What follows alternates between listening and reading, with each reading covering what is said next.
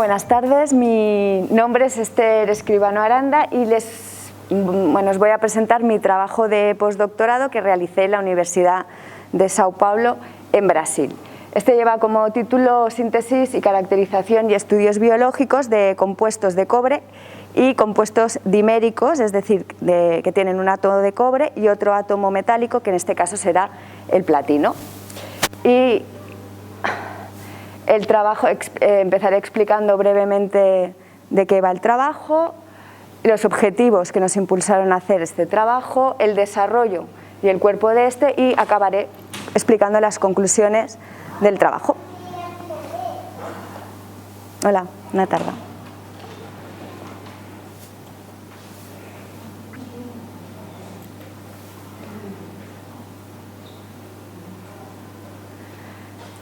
Bien, el cáncer es una enfermedad muy conocida, una de las principales muertes de este último siglo, y el cáncer se basa en una mutación genética que experimenta el DNA, que provoca un crecimiento excesivo en las células debido a una subdivisión celular descontrolada.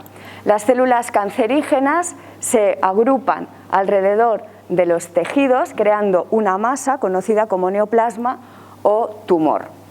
Con el tiempo, estas células cancerígenas pierden la capacidad de diferenciarse, es decir, de ser características y ejercer un tipo determinado de función. Una vez han perdido esta capacidad de diferenciarse, pueden llegar a infiltrarse por los vasos sanguíneos y llegar a otras partes del cuerpo, proceso conocido como metástasis. Para el tratamiento del cáncer se conocen o se aplican tres habituales, que son la cirugía, la quimioterapia y la radioterapia.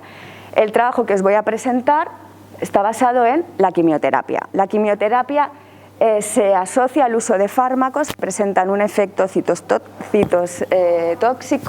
o citostático, que es lo mismo, que es la ingestión de un fármaco que conduce a las células a la apoptosis o la muerte celular. Aquí os he mostrado dos muy comunes, la bleomicina y el taxol. Estos compuestos, como veréis, son orgánicos, no hay ningún átomo metálico, pero existen compuestos quimioterapéuticos que tienen átomos metálicos en su estructura. Uno, y el más común de todos, es el cisplatino, que es este fármaco de aquí, que actualmente aún se aplica para la quimioterapia. Este compuesto fue descubierto por este señor, el señor Rosenberg, en la década de los 60. El cisplatino entra al interior de la célula por diversos mecanismos.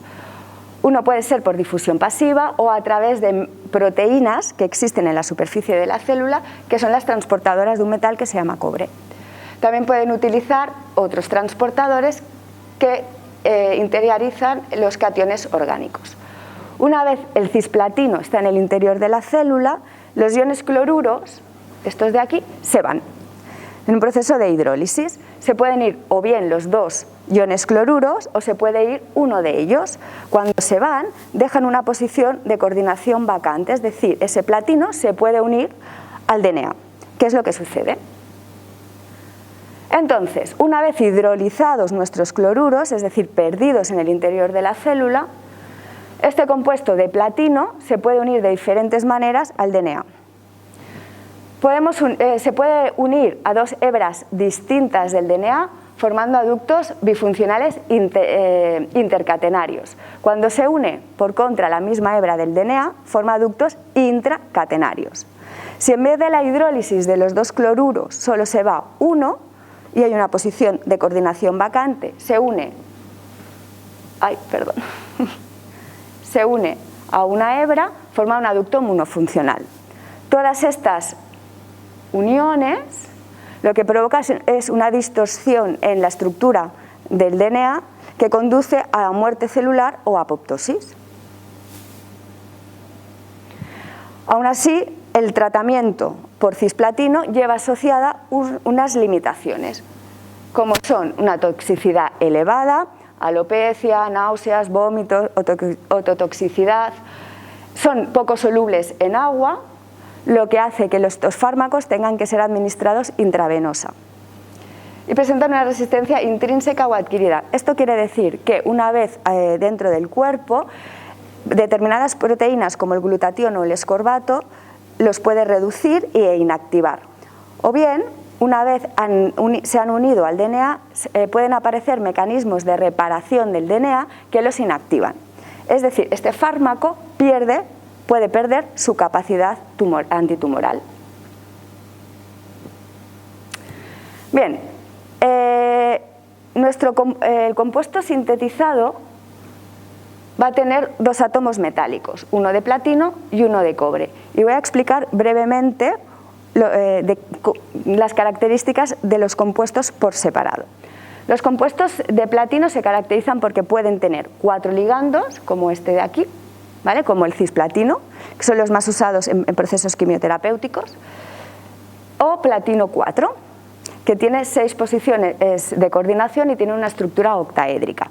Este tipo de compuestos respecto a los anteriores presentan una serie de mejoras, como por ejemplo son más solubles en agua, entran mejor en el interior de la célula y no están tan inactivados con proteínas como los tioles o los ascorbatos debido a que tienen mucho volumen y las proteínas no los pueden desactivar.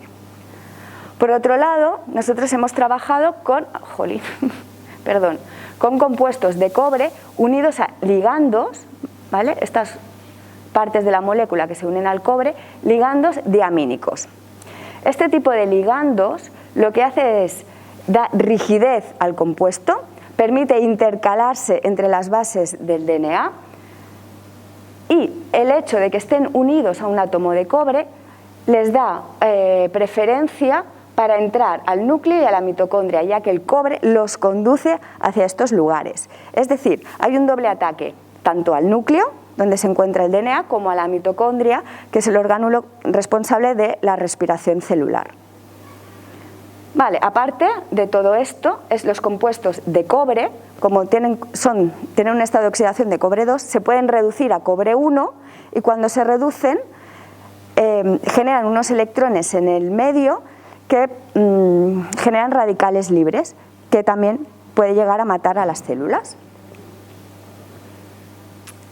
Bueno, el objetivo del trabajo que presento es la síntesis de compuestos diméricos, es decir, un compuesto que presente un átomo de platino y un átomo de cobre en su estructura. Se estudiará la interacción de estos compuestos con proteínas implicadas en procesos cancerígenos y se evaluará su toxicidad en una línea celular de melanoma. Bien, para sintetizar estos compuestos partimos inicialmente de la síntesis de los compuestos de cobre, el 1 y el 2. Para sintetizar estos compuestos hicimos reaccionar la isatina con un ligando diamínico y obteniendo el compuesto de cobre 1 y lo mismo para obtener el compuesto de cobre 2. La diferencia entre el compuesto de cobre 1 y de 2 radica en la longitud de este puente,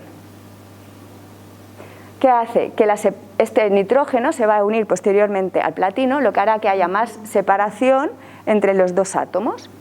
En cambio, este puentecito de aquí es más pequeño. Una vez sintetizados los compuestos de cobre, se hacen reaccionar con una especie de platino que se llama picoplatino.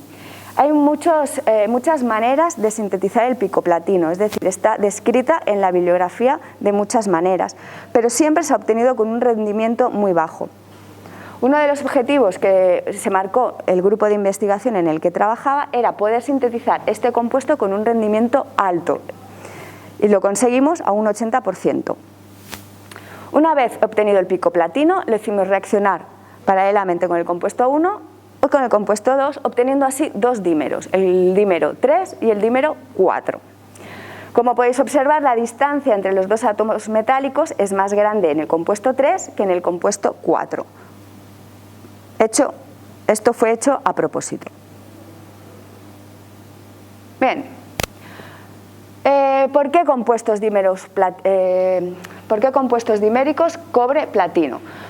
Pues porque queríamos aprovechar la acción antitumoral de uno y de otro para obtener un compuesto aún con más potencial antitumoral y obtener así un efecto sinérgico. Ya sabemos que los compuestos de platino provocan una distorsión con el DNA que los conduce a la muerte celular debido a esa coordinación que presenta el platino con la hebra del DNA. En cambio, los compuestos de cobre que presentan isatina son más activos en el núcleo y en la mitocondria, tienen más rigidez alrededor del átomo y presentan aparte un equilibrio cetoenólico que depende del pH y que provoca la aparición de estos radicales libres que también conducirán a la muerte celular. Con lo cual, el objetivo era hacer compuestos mucho más citotóxicos, más efectivos. Eso que has puesto, cobre 2 y platino 2, ¿son las valencias? Sí, Vale. muy bien. Las valencias. Bien, el compuesto 3 y 4, como he dicho, se sintetizaron con una intención. La intención era dejar un espacio suficientemente largo entre el cobre y el platino para que uno y otro se unieran a partes distintas del DNA. En cambio, el compuesto 4 se sintetizó con un puente más pequeñito para que el átomo de cobre y el platino se unieran al mismo lugar del DNA y ver qué pasaba si el puente era pequeño o iba siendo cada vez más grande. Recordemos que el platino 2 tiene preferencia por el surco mayor del DNA, es decir, si nosotros imaginamos las dos curvas del DNA, un surco mayor es la curva más grande, y en cambio el cobre tiene preferencia por el surco menor, que es, digamos, la curva más pequeñita. Bien, una vez sintetizamos nuestros compuestos, pasamos a purificarlos. Los compuestos de cobre se purificaron mediante métodos de solubilidad y los compuestos diméricos se purificaron por HPLC. Una vez purificados, los pasamos a caracterizar, es decir, comprobar realmente que el compuesto que habíamos sintetizado era el que queríamos. Para eso utilizamos diferentes técnicas. El espectro infrarrojo nos dio información sobre los grupos funcionales, es decir,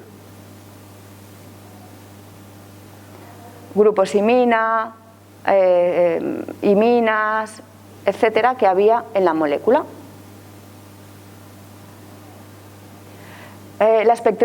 Realizamos espectrometría de masas de los compuestos, ya sea por electrospray en modo positivo o MALDI-TOF para las moléculas más grandes, obteniendo así la masa molecular del compuesto grande o de cada una de sus fracciones.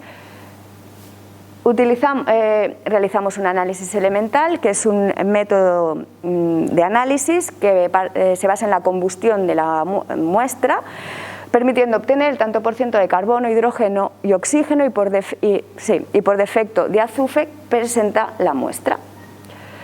Realizamos estudios de solubilidad de los compuestos en diferentes disolventes, realizamos una resonancia paramagnética electrónica de los átomos de cobre, ¿vale?, de los compuestos de cobre, porque el cobre es paramagnético.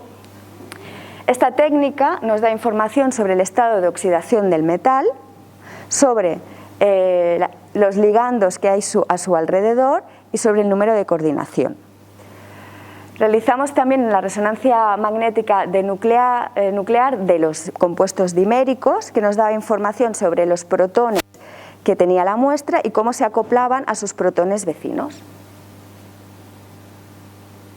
Calculamos la conductividad molar de los iones en solución y realizamos la espectroscopia de ultravioleta visible, que nos dio de nuevo información sobre los grupos funcionales presentes en la molécula y nos permitió realizar un estudio de la estabilidad de los compuestos de cobre, porque, como he dicho, presentan un equilibrio cetoenólico en función del pH. Y lo que queríamos ver era si el compuesto se degradaba, digámoslo así, a medida que el pH bajaba. Luego os lo explicaré con más detalle. Otras técnicas que utilizamos fue la voltamperometría cíclica, que nos dio información sobre el potencial de reducción de los compuestos y si los procesos eran reversibles o no. Bien, aquí algunos de los resultados que obtuvimos. Esta es una tabla de los resultados que obtuvimos por voltamperometría cíclica. Aquí vemos los potenciales de reducción del cobre es decir, el cobre es fácilmente reducible. Aquí vimos los estados, el proceso reversible del platino, de reducción y de oxidación, que es bastante más alto. Este es un espectro típico de ultravioleta visible que nos permite obtener información. Estas bandas son características de cada uno de los grupos funcionales que están en el compuesto. Y aquí aquí realizamos un EPR del compuesto 3, un compuesto dimérico, y este es un EPR en solución. Esta es una banda de transición del cobre, y aquí se ve lo que se llama un acoplamiento hiperfino debido a que este está en solución. No entraré en detalle en esto. Una vez caracterizados los compuestos, pasamos a estudiar su interacción con proteínas y con el DNA. Para ello utilizamos determinadas técnicas. La primera técnica es el dicroísmo circular, que nos permite observar cambios en la estructura secundaria del DNA.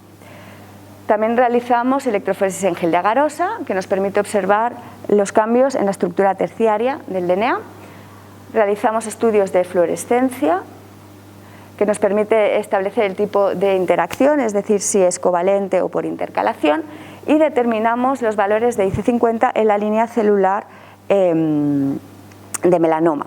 El IC50, lo explico, es la cantidad de compuesto necesario para matar la mitad de las células de esta línea tumoral.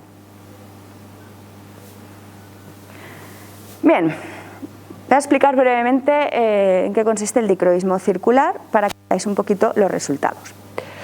Bien, el DNA normalmente puede presentar o presenta tres conformaciones diferentes, la A, la B o la Z. Básicamente, la mayor parte del DNA presenta una estructura beta, B, y nosotros nos fijamos en esta banda de aquí, en la banda positiva. Cuando nosotros hacemos reaccionar el compuesto con el DNA, podemos observar cambios en la absorción de esta línea. Cuando obtenemos absorciones mucho más grandes que las del DNA solo, hablamos de que aparece un efecto hipercrómico, y esto es debido a que el platino se ha unido de forma intracatenaria, recordar que lo he explicado antes, es decir, a la misma hebra. Por contra, cuando nosotros hacemos reaccionar el compuesto con el DNA y obtenemos absorciones más bajas que la del DNA, tenemos un efecto hipocrómico, y esto se traduce en que aparece un aducto intercatenario, es decir, el platino se ha unido a dos hebras distintas del DNA. Cuando tenemos un aducto monofuncional, es decir, que solo hay un ligand, solo hay una posición de coordinación que se ha unido al DNA, no observamos cambios en los valores de elipticidad molar o de absortividad. Estos son los resultados de nuestros estudios de dicroísmo, y lo que vemos es que el negro corresponde al DNA y los de colores a los distintos compuestos. Vemos que a diferentes concentraciones. Puesto 1, 2, 3, 4 y el cisplatino. Vemos que todos los compuestos presentan un efecto hipercrómico, con lo cual el enlace es intracatenario, es decir, los compuestos se unen a la misma hebra del DNA. Realizamos también estudios de electroforesis en gel de agarosa. En este estudio se utiliza un DNA plasmídico, es decir, un DNA extracromosómico, ¿vale? Es un DNA que no está en los cromosomas. Es un DNA que tiene una característica particular, que es circular. Entonces, el DNA del plásmido normalmente aparece en tres conformaciones distintas: la 1, la 2 y la 3. La forma 1 es esta de aquí, que es súper enrollada. La forma 2 es esta de aquí, que es abierta, y la forma 3 es lineal, como si aquí hubiera habido una rotura y fuera completamente lineal. Entonces, hacemos la electroforesis, y aquí os he puesto como ejemplo una muestra de ADN una muestra de ADN cuando se ha hecho interaccionar con cisplatino. Aquí vemos como el ADN presenta dos formas, la forma CCC y la forma OC. En cambio, al actuar el cisplatino sobre el ADN, desaparece completamente la forma CCC y solamente hay la forma abierta OC. ¿Qué se hace? Se hace un gel de agarosa, se marcan unos pocillos con un peine y en el pocillo se pone la muestra. Esto se pone, todo este gel se introduce en una cubeta, se tapa con tampón y se aplica una diferencia de potencial, de manera que va corriendo. La forma más enrollada, que presenta más movilidad, es la que llega más lejos. En cambio, la forma más abierta, con más volumen, presenta más impedimentos y tiene más dificultades en moverse a través del gel. Bien, aquí os he puesto un ejemplo de unos resultados que obtuvimos del compuesto 2 cuando se hizo reaccionar con ADN plasmídico y se realizó la electroforesis. En el primer pocillo observamos el DNA. Vemos mayoritariamente la forma CCC. A medida que vamos aumentando la concentración del compuesto y el tiempo de incubación, observamos que la forma CCC desaparece y va apareciendo cada vez con más fuerza la forma lineal. Es decir, ha habido un cambio en la estructura terciaria del DNA. Estoy activando. Sí, también lo he puesto como un blanco.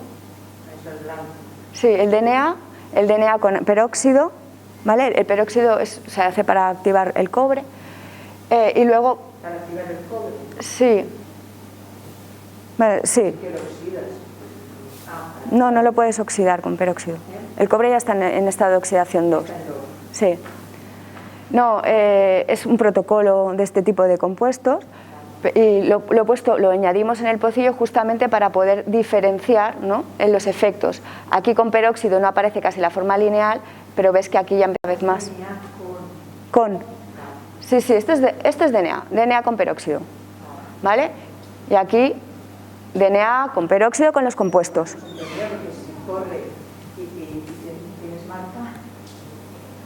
¿Sí? Bien, continuamos. He puesto dos ejemplos más que no me voy a entretener a comentar, son de los otros compuestos. Bien, otra prueba que hicimos es la determinación de los valores IC50 de nuestros compuestos con la línea celular de melanoma B16F10 de ratón. Como he dicho anteriormente, el IC50 es la concentración en micromolar de compuesto que necesitamos para que la mitad de las células de la línea celular mueran. Nosotros utilizamos, en estudio, pusimos nuestros 4 compuestos sintetizados y también hicimos ese mismo estudio con esa misma línea celular, pero utilizando cisplatino, que es el fármaco de referencia. Estos son los resultados que obtuvimos de IC50. Como podemos observar, los 4 compuestos presentan un valor de IC50 más pequeño que el cisplatino, siendo así más citotóxicos. Si nos fijamos en el compuesto 3, presenta una citotoxicidad muy elevada, es decir, con muy poca cantidad de compuesto matamos la mitad de las células. Esto es fue un resultado muy prometedor. Bien, aparte estudiamos la interacción de estos compuestos con determinadas proteínas, en este caso 2. Bueno, en esta presentación os muestro 2, luego hubo más. Una con la proteína quinasa y otra con el glutatión. Ahora os explico por qué he escogido estas 2 proteínas. El objetivo del estudio con quinasas fue ver si el compuesto se unía a la quinasa y la inhibía de alguna manera. ¿Por qué? Cuando el DNA experimenta un daño, es decir, es dañado, la proteína quinasa fosforila las histonas, que las histonas, digamos así, forman parte de los cromosomas. Cuando las histonas han sido fosforiladas, se activan los mecanismos de reparación del DNA. Cuando tú estás aplicando un fármaco quimioterapéutico, no te interesa que los mecanismos de reparación estén activos, porque entonces este fármaco pierde eficiencia, se repararía el DNA y no llegarías a la apoptosis. Entonces, nos interesa que nuestro fármaco inhiba a la quinasa de manera que no se fosforinen las histonas y no puedas reparar el DNA. Entonces, hicimos este ensayo, os lo voy a explicar con detenimiento. Hicimos una electroforesis en gel de agarosa, que es una técnica como la que os he explicado antes. Preparamos el gel y en este caso marcamos aquí, en el primer pocillo, pusimos un blanco, que es el tampón, la quinasa, nuestra proteína, ATP, que es la molécula de energía, pero los fosfatos que presenta el ATP son isotópicos, es decir, son isótopos del fósforo, de manera que nosotros los podíamos detectar por fluorescencia. Y añadimos la histona. Y aquí hicimos, el primer pocillo, aquí. Vimos que, claro, en presencia de la proteína, esta proteína cogía el ATP y se la daba a la histona. Y vimos que efectivamente la histona estaba fosforilada. ¿Qué pasa? Cuando pusimos esto mismo en DMSO también lo hicimos. ¿Por qué? Porque el DMSO es el disolvente que se utilizó para disolver nuestros compuestos. Entonces queríamos ver si el DMSO afectaba o no a la fosforilación. Se ve que no afecta, ¿vale? Entonces aquí pusimos en cada una de nuestras mezclas los diferentes compuestos y vimos si pasaba algo con la fosforilación de la histona. Y efectivamente vimos que para concentraciones elevadas de cada uno de los 4 compuestos, la fosforilación de la histona era menor que la de la muestra. ¿Veis que es más clarito el pozo? Es porque hay menos. Entonces, ¿qué pasaba? Que el compuesto se ha unido a la proteína y no ha permitido que la histona fuera fosforilada. De esta manera llegamos a la conclusión que nuestros compuestos actúan sobre la proteína, sobre la quinasa, y inhibe de alguna manera los mecanismos de reparación, conduciendo con éxito a la apoptosis.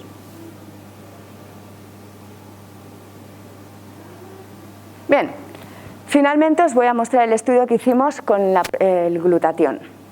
El glutatión es este tripéptido.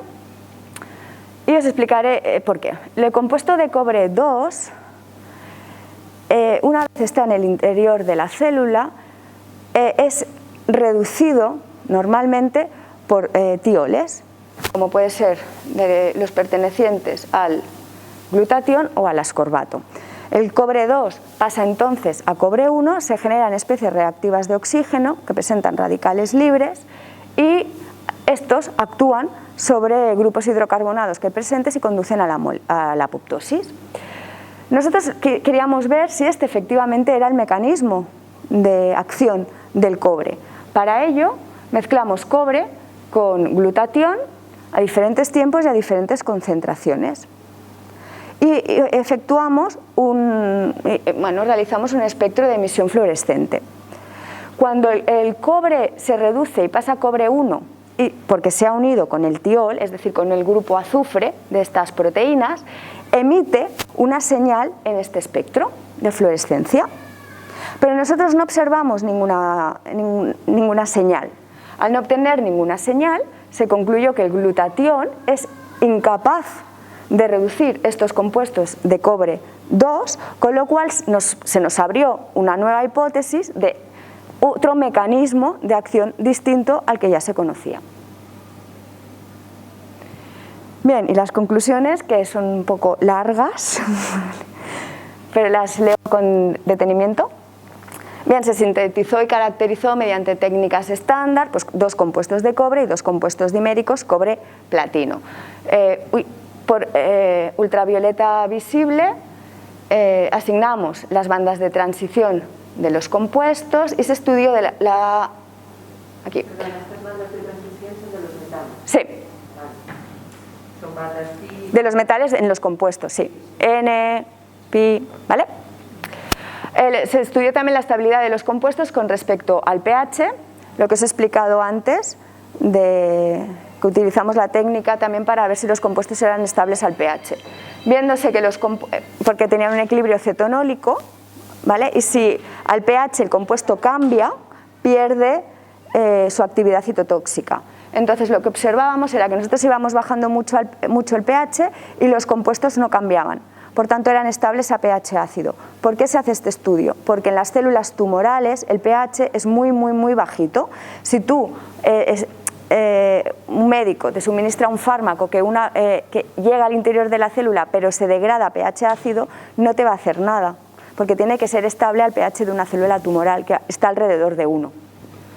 1,5, 2, ¿vale? Entonces nuestros compuestos eran estables a pHs ácidos, con lo cual mantenían su efectividad dentro de la célula tumoral. Los espectros de EPR mostraron un perfil característico del entorno axial. Esto significa que tenían ángulos de 90 grados entre el metal y los ligandos.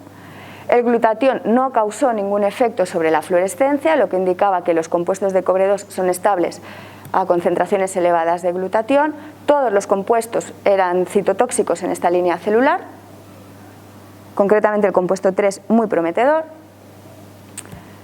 Y aunque los modos de acción son diferentes, ambos compuestos, los de cobre y los dímeros, mostraron una alta actividad en el daño del ADN y mediante la activación de la proteína quinasa.